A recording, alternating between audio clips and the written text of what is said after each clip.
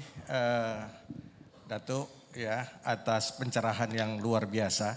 Kami semua terkagum-kagum karena buku yang dibaca begitu luar biasa banyaknya ya, dan pemahaman Datuk tentang Islam pun menjadi pelajaran yang sangat luar biasa untuk kita semua, karena ini betul-betul merupakan sebuah sharing knowledge dan pengalaman yang luar biasa untuk kami semua. Nah, Datuk, sebelum saya lempar pertanyaan kepada Flor, ini pertanyaan yang selalu muncul setelah Datuk menjadi Perdana Menteri Malaysia. Ya, akan dibawa kemana Malaysia ini?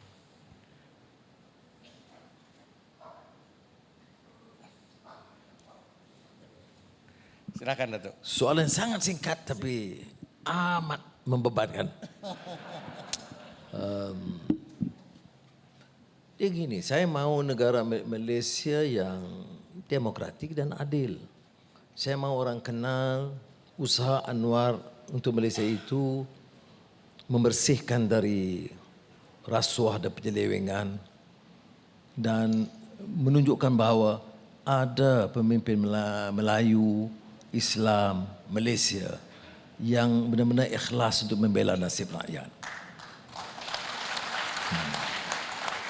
Itu jalur hukum, demokrasi, dan ekonomi betul. Tapi akhirnya orang tanya dia, at least this man tried his best to save the country from the scourge of corruption, abuse of power. He may succeed to an extent, he may not succeed totally, I'm sure I will not. But at least there is a recognition he tried his best.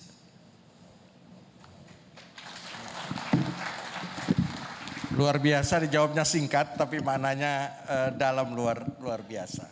Nah, yang kedua Datuk, ini selalu hubungan antara Indonesia Malaysia. Ini kan kita tetangga dekat, serantau, serumpun, tapi selalu saja ada masalah-masalah. Ya, saya tahu masalah yang selalu muncul di kedutaan besar kita itu adalah masalah tenaga kerja. Lalu masalah kedua itu masalah, kita tahu seringkali perbatasan pun menjadi isu.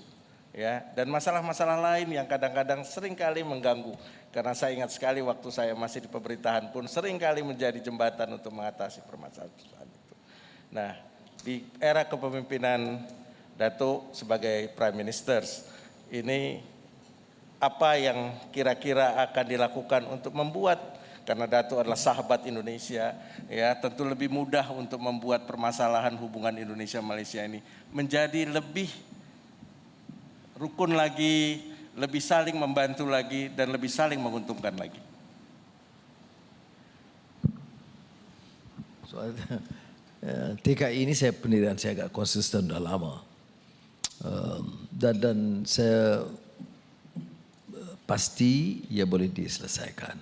Pertama, sistem pemilihan itu harus diperbaiki. Ya, kita tidak boleh izinkan sistem dengan ejen-ejen yang memunggah kekayaan terlalu tinggi dan mendera rakyat. Ya, kos terlalu tinggi, dan perubahan sistem itu harus dirubah di Malaysia dan juga di Indonesia dan di Bangladesh.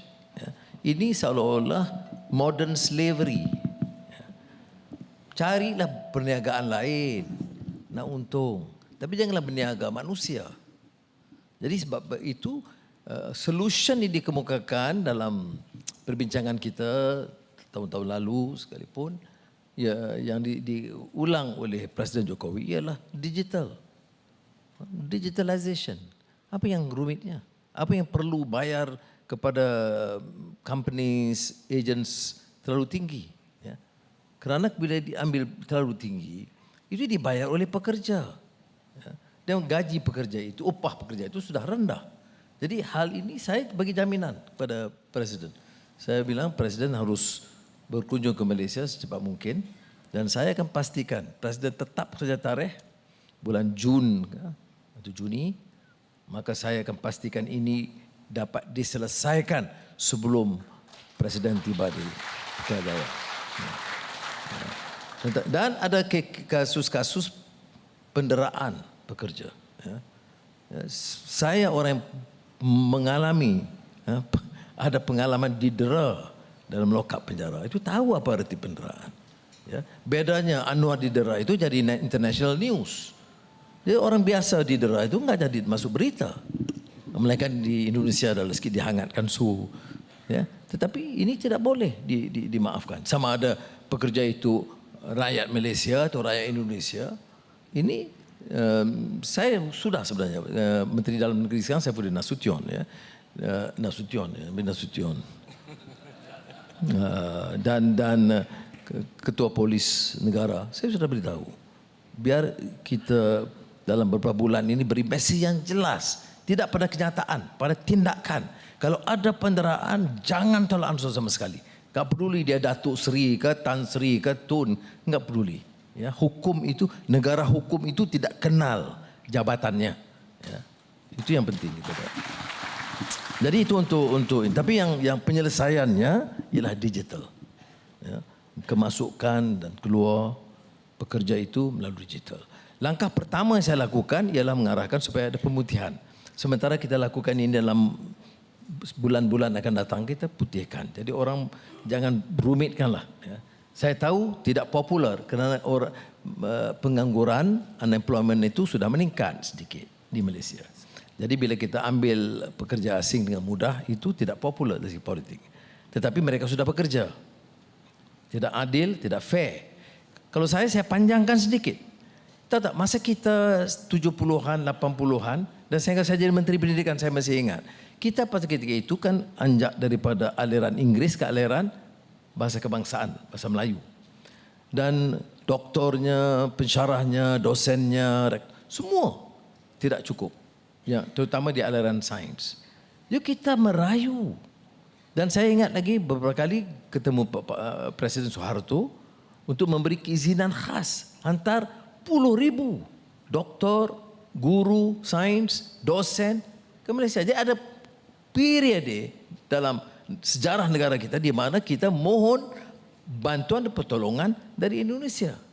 Jadi sekarang ini tidak dosen tapi yang datang pekerja, mahir dan sebagainya. Janganlah layani mereka dengan cara begitu jelek sekali. Jadi kadang-kadang pengajaran ini perlu. Jadi rakyat Malaysia juga harus tahu. Memang ada yang melanggar tata cara dan hukum itu benar undang-undang. Dan kalau kasus jenayah jangan kita maafkan. Jadi saya nak terangkan juga. Kalau kasus itu pekerja asing atau PTI tetapi kasusnya jenayah, pukul orang, rogol orang, mendera orang, itu jangan kita anggap dia itu TKI. Kita anggap dia itu penjenayah. Jadi harus dibedakan kategorinya. Jadi insya Allah kita akan betulkan hal ini. Yang tadi yang kedua apa? Perbatasan. Perbatasan itu Prabowo ada dia uruskanlah. Dah. Itu yang kita putuskan. Sudah 60 tahun Malaysia runding. Jadi kita bicara dengan Presiden Jokowi ini 261 mesyuarat sudah belum selesai. Jadi Menteri Luar pada di sini yang memang orang yang lebih mantap lah. Jadi itu ujian kepada dia untuk selaraskan dengan kementerian dan insya-Allah hari Rabu kabinet saya akan tekankan mesti cuba selesaikan. Tapi janganlah ini kan Indonesia ini kan abang besar. Jadi kita ni kadang-kadang runding ini kita jaga. Kita senang, orang adik kecil ni senang kecil hati. Jadi asal kalau kita faham itu boleh beres ya. Jadi Pak Jeneral Prabowo bila ke Kuala Lumpur pandai-pandailah, santailah ya.